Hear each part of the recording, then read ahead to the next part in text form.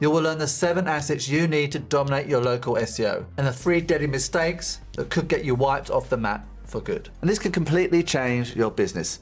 Take Andy. He used to chase clients.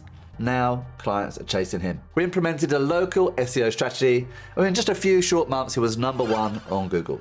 No more awkward networking, no more endless social media, and no more paying for ads.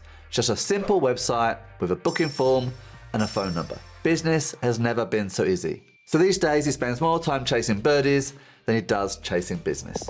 Now, as someone that sells SEO services, I probably shouldn't tell you this, but honestly, winning at SEO isn't as hard as you might think. All comes down to just one key thing: maths.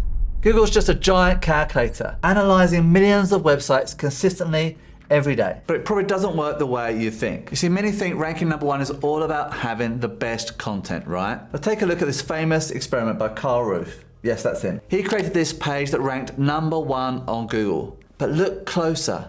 Something's off. There's no actual content, just filler text that's totally unreadable. Yet somehow this was beating real websites. But why? Well, Google isn't reading the whole page like you might think. Instead, it's scanning for just a few milliseconds, looking for very specific ranking indicators.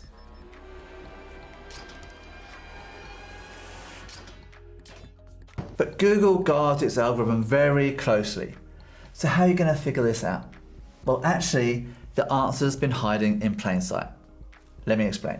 You can reverse engineer what the top ranking pages are doing to crack the code. Here's how. If you analyze the top 10 results and find they all have a word count between 1,000 and 1,200 words, you can reasonably conclude that this is the optimal length for this type of page. And you can apply this same logic across every element to uncover exactly what Google is looking for. And once you know what this formula is, you can adjust your web pages to outrank 99% of your competitors, practically overnight.